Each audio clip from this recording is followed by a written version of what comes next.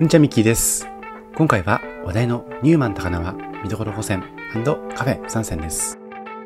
東京の新たな顔、高輪ゲートウェイ。2025年の9月、この地に誕生したニューマン高輪には、駅も街も丸ごと刷新する街開きの期待感が満ちています。今回はそんなニューマン高輪の見どころ5選に加えて、注目のカフェ3軒をピックアップ。話題のベーカリー&カフェ、こだわりの一杯が味わえるコーヒー店、そしてフレンチ風ビストロやショコラの新業態など、暮らしと食をつなぐ新店舗が顔を揃えています。秋の風が心地よくなるこの季節、駅と交わる街で迎える新たな日常を感じていただければと思います。このチャンネルではカフェ巡りなど日常を少し豊かにする情報をお届けします。少しでも応援してくださる方はチャンネル登録をして次の動画も見逃さないでください。ちなみに今回ご紹介するお店の Google マップ位置情報は本動画の概要欄から確認することができますので、実際にお店に訪問する際の参考としてご活用ください。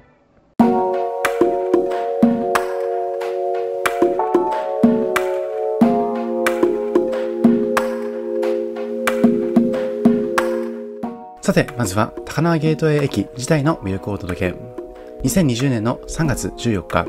山手線の30番目の駅として開業した高輪ゲートウェイ駅。設計を手掛けましたのは建築家の隈研吾氏。折り紙をモチーフにした大屋根と木のぬくもりを生かした吹き抜けが印象的です。日本の伝統と精神性を融合させたデザインで世界的にも注目を集めています。駅の構造は地上3階、地下1階、2面4線のホームを備えて開放感のある空間が特徴的。駅そのものが街の入り口になるというコンセプトのもと、駅中にもコーヒースタンドやギャラリースペースが設けられています。また発車メロディーはこの駅のためだけに作られたオリジナル曲グロリアスゲートウェイ。こちらも2025年から流れていますので、改めて訪れたことがある方に関しましてはその違いも早速感じることができるかもしれません。そしてそんな高輪ゲートウェイ駅を抜けますと、視界一面に広がりますのが高輪ゲートウェイシティ。高輪ゲートウェイシティと言いますのは、駅を中心に広がる約 9.5 ヘクタールの再開発エリア。テーマは100年先の心豊かな暮らしのための実験場。こちらは2025年の3月に街開きを迎えまして、駅前広場、オフィス、商業施設、緑地が一つながりに整備されました。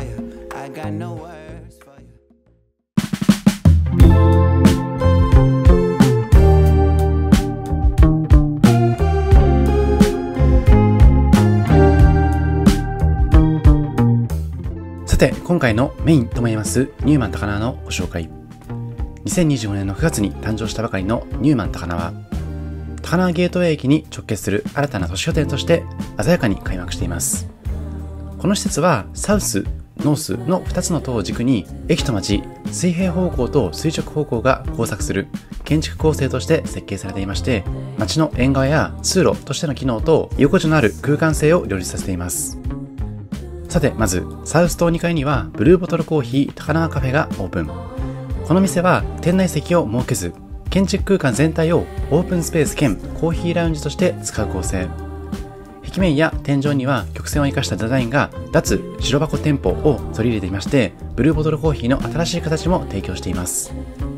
さて、少しずつニューマン高輪をカッポしていくんですけれども、建築のディテールには光と影、素材の重なり、視線の抜けが巧みに取り込まれていまして、都市的なグリッドの中にも柔らかな曲線や緑の挿入が随所に見られます。ニューマン高輪には豊かな植栽と飲食ゾーンの都市の上空に浮かべるような建築的なチャレンジがなされています。以前にご紹介した大阪万博でも見られたような空飛ぶ車の展示もありましたし、以前にご紹介しましたイタリアの店舗サンタマリア・ノベッラの新店舗もありました。もちろんこの他にも世界各国から様々な注目店が入居しています。続いてこちらはブックカフェパーク。ニューマン高輪の中に誕生しました屋内パーク併設型の書店カフェ。本棚の間をくぐるように進む構造や子供が遊べるステージ的空間が特徴的です。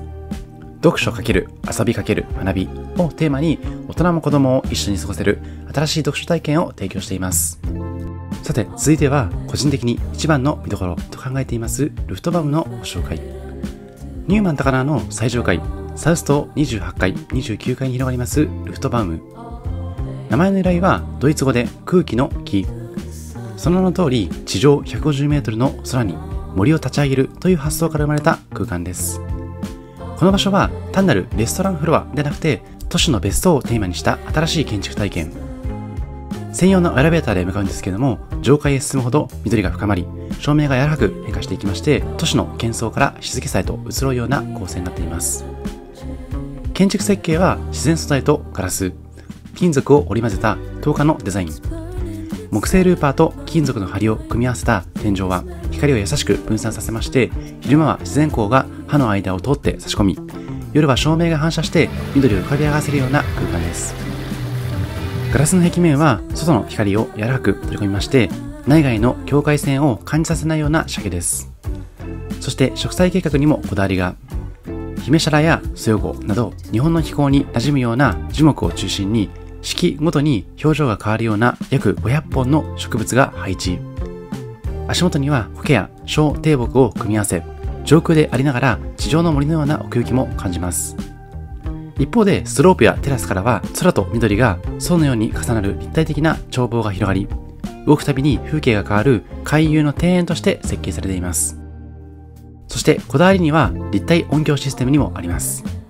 空間内の天井や壁に埋め込まれたスピーカーが音の定位を制御し、訪れる位置によって音楽の立体感が変わる仕掛けです。なのでレストランだけでなくて、通路やラウンジにまで音が行き渡り、まるで森の中で風や水温を聞いているような臨場感を生み出しています。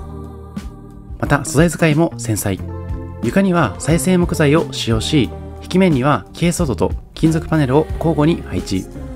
人工素材の冷たさと自然素材のぬくもりを対比させることで、都市の中の自然の居場所をコンセプトに空間全体で表現しています。またご覧のような畳のゾーンなんかもありますので、和な雰囲気を感じられるというところで、外国人の方にとっても注目を集めるような、そんな空間になっていくかなと思っています。またあらゆる家具や照明は国内外のデザイナーによります特徴品で統一。色調もグレーとベージュを基調にまとめることで、植栽の緑がより際立つような設計になっています。さて、ここからは徐々にお店も現れてきます。こちらの28階はザ・パブリックプレイスを中心に構成されましたオールデイダイニングゾーン。カフェ、バー、グリーンショップが緩やかに連続し、時間帯によって音楽や照明も変化します。夕方にはジャズが流れまして、夜は光が深い緑を照らす。そんな空間全体が一日のリズムを持つ呼吸する建築となっています。さて、こちらの螺旋状のアーティスティックな階段を登っていただきますと、29階に到着。29階は一転して夜の表情です。ご覧のような円形の吹き抜きがありまして、ここからは28階のお店の様子を眺めることもできます。この近未来的な空間は映画のワンシーンに登場するようなとても素敵な場所になっていますので、お気に入りの写真等も収めていただければと思います。さて、この29階、お店のスタイルとしましては、鉄板焼きやお寿司、割烹、フレンチなどハイエンドレストランが並び、窓の向こうには東京タワーからの品川の高層ビル群、そして天気のいい日には富士山までも一望できるようです。そんな空の色が刻々と変わっていくような贅沢な時間もお過ごしください。空間自体、そして先ほど音もご紹介したんですけども、実は香りの演出も行われています。時間帯ごとの香りが変わるアロマディフューザーも導入されているようなので、五感を研ぎ澄ませてご堪能ください。この地域行ってみたいと思っても情報量が多すぎて迷うことありませんか？このチャンネルでは実際に足を運んで体験したリアルな視点から観光や施設の魅力を丁寧にご紹介していきます。観光 PR や施設紹介、店舗紹介のご相談は概要欄のリンクからお気軽にどうぞ。それではこの後の店舗紹介もぜひ楽しみにしてください。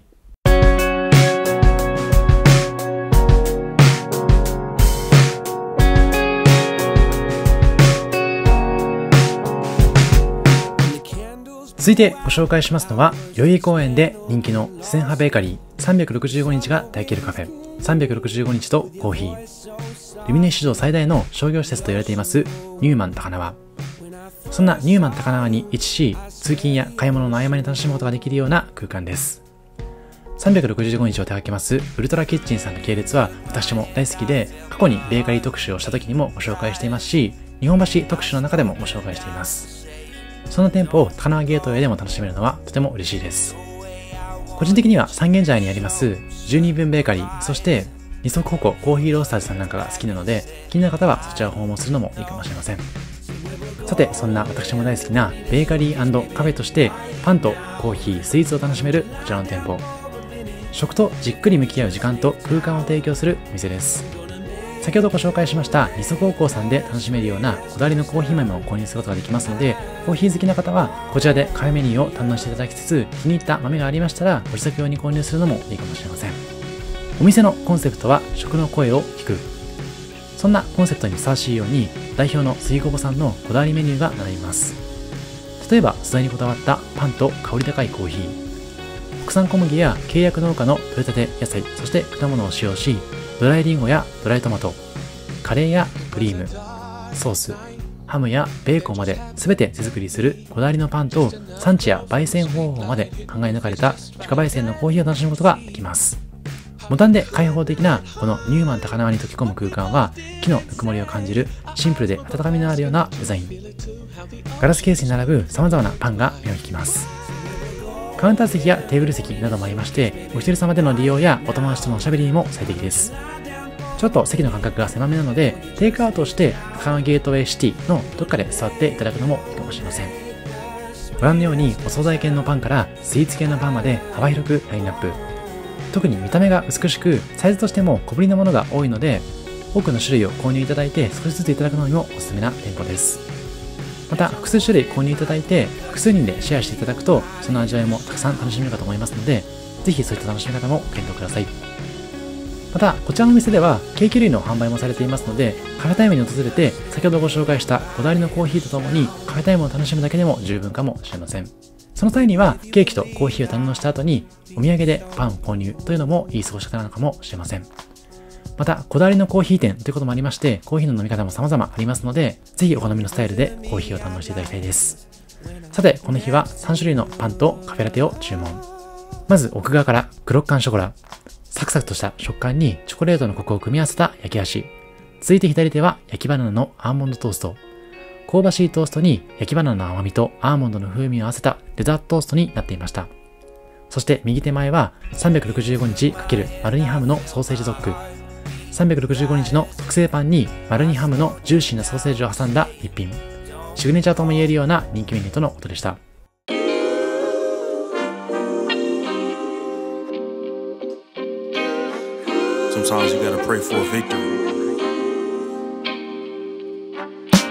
さて、続いてご紹介しますのは、神戸で人気のトゥーストゥースが手掛けるビストロ&カフェです。ビストロ&カフェとしては東京への初出店です。自慢のビストロ料理に加え、天然酵母のパンやスイーツ、紅茶が楽しめます。1986年、神戸トアウエストの路地裏でひっそりと開業した小さなレストランバートゥーストゥース。その味わいを東京でも存分に体験できます。ご覧のように店頭には様々なトゥーストゥースのメニューが並んでいまして、洋菓子、そして紅茶を購入することもできますので、もちろん店内利用もおすすめですけれども、店内利用結構並びますので、その世界観だけでも堪能したいという方に関しましては、こちらを確認していただいて、ご自宅用に購入して楽しむのもいいかもしれません。そんな魅力あふれるトゥーストゥースの始まりは、アートやモード、音楽を愛する若者たちが集うコミュニティの場でした。食を通じて日常を少し特別にする、そんな願いを胸にブランドストーリーが紡がれていきまして、やがて1995年には震災後の再出発としてプラス3業態へと展開しています。そして1997年にはパティスリーの展開を開始しまして、2003年にはガーデンレストランへの開業と広がってきました。そうやって進化してきたトゥーストゥース、洋菓子専門店やフードホールの拡充を経て神戸の街に根付いたブランド。そして2025年の9月、東京高輪にこちらのビストロ&カフェをオープンしています。先ほどもちらっと申し上げたんですけども、トゥーストゥースが手掛けるビストロ&カフェとしては東京初進出になっています。晴れの日常、つまりいつもの日が晴れになるという理念をトゥーストゥースの核心に据えつつ、これまで大切にしてきた思いを表しています。平凡な日常の中に小さな彩りを添え、心躍る瞬間を提供すること、また食を通じて人と人とをつなぎ、軽やかな贅沢を届けること、それが神戸から続いてきたブランドへの思いとのことです。そしてこちら高輪の店舗では空間デザインにもこだわりが。空間プロダクトデザイナーの三宅さんとスタイリストの相沢さん、2人の才能が交差する特別な空間に仕上がっています。そしてそんな特別な空間でこの日はパスタランチをいただいています。スープ、パスタ、そして自家製パンを一度に味わえるようなこだわりのランチ。このパスタランチ以外にもガレットランチ、そしてメインランチがありまして、それぞれのランチメニューにも複数種類のメニューの提供がありますので、気になるものから注文いただければと思います。トゥーストゥースといえばガレットは結構有名なようで、今回はどうしても気になってパスタランチを注文してるんですけども、ガレットランチをまた試したいなと思いました。ですので、2人以上で訪れる場合には、ガレットランチ、そしてパスタランチもしくはメインランチを注文してシェアするといいかなと個人的には感じています。この日は生ハムとラタトゥイユのトマトソースパスタをいただいてるんですけども、他にもサルシッチャと船型マッシュルーム、ハーブのオイルソースパスタだったりとか、エビとケールのカルボナーラなんかもありました。そして個人的な注目はガレットランチ以外についてきます自家製の天然酵母パン。ふんわりとした食感と小麦の香ばしさが広がりまして、料理と一緒に楽しむことで満足感が一層高まります。日によって異なる種類が提供されることもあるようなので、訪れるたびに小さな発見があるのも魅力です。そしてやはり注目はメインの生パスタ。太めのもちもち生パスタにナス、ズッキーニ、トマトなどが入った少し甘めのトマトソースが絡み、具材の素材感がしっかりと感じられます。生ハムがたっぷりと乗っていますので、塩味のアクセントとしても効いていました。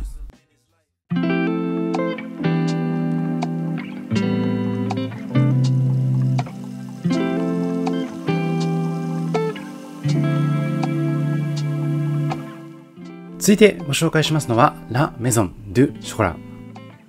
ショコラは贅沢でありながら日常を豊かにする存在という理念を持ちますパリ発の高級チョコレート専門店です。ラ・メゾン・デュ・ショコラは1977年に天才ショコラティエロベール・ランクスさんによって創業。創業当初からフランスの伝統と革新を融合させた独創的なショコラを世の中に送り出しまして、今では世界中の美食家やチョコレートファンから愛されるような存在になっています。その魅力は厳選されたカカオ豆の香り高さ、繊細で滑らかな口どけ、そして一粒ごとに込められた芸術的な美しさにあります。こちらニューマン高輪店では日常の中で気軽にラグジュアリーを楽しめるような場所として人気を集めています。そんなラ・メゾン・デュ・ショコラの最大の魅力は素材へのこだわり。カカオの産地ごとに異なる個性を丁寧に引き出し、複雑で奥深い味わいを実現しています。代表的なガナッシュはシンプルでありながらも驚くほどバランスが良く、一粒で豊かな余韻も楽しめます。さらに季節限定コレクションや見た目にも美しいタブレット、香ばしいプラリネなど、どのアイテムも本物を知るにふさわしいような一品揃いです。チョコレートのお店でありながらも焼き菓子全般の提供もありますし、こういった形でエクレアだったりとかマカロンの提供もありますので、お土産用に購入された場合にはチョコレートに限らず気になるものをピックアップいただくのがいいかもしれません。またジェラートの提供もありましたので、気になる方はそちらも体験していただければと思います。さて、こちらの店舗はサロンも併設されています。ラメゾン・デュ・ショコラの店舗次第ではイートインスペースがないお店も多いんですけども、このニューマン高輪店ではこの貴重な空間の中でチョコレートを堪能できるところもおすすめなポイントです。洗練された店内はパリのエレガントな空気感をそのまま再現。立ち寄るだけでも特別な時間を演出しています。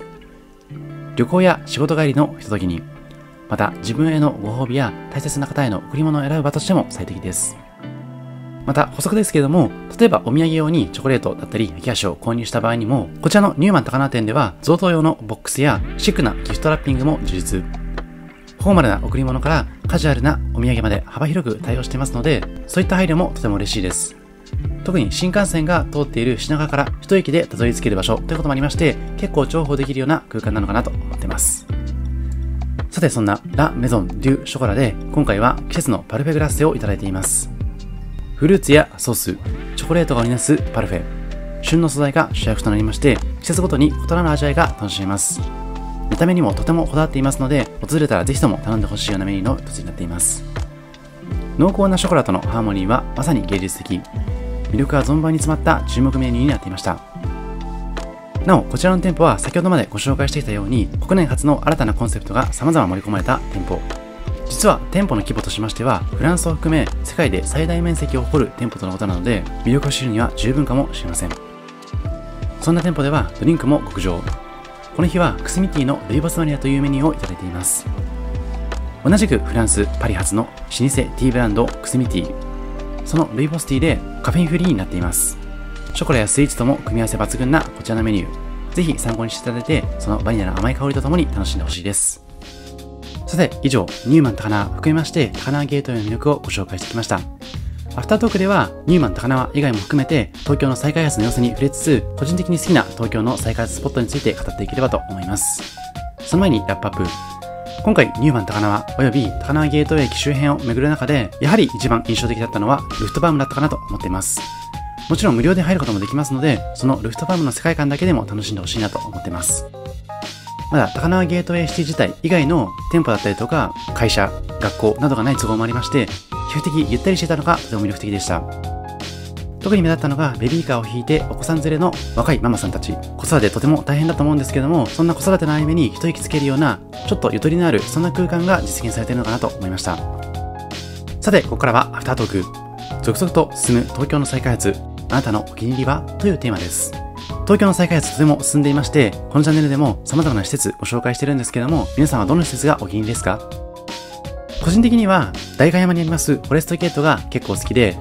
好きな理由としましては、比較的コンパクトにまとまっている点です。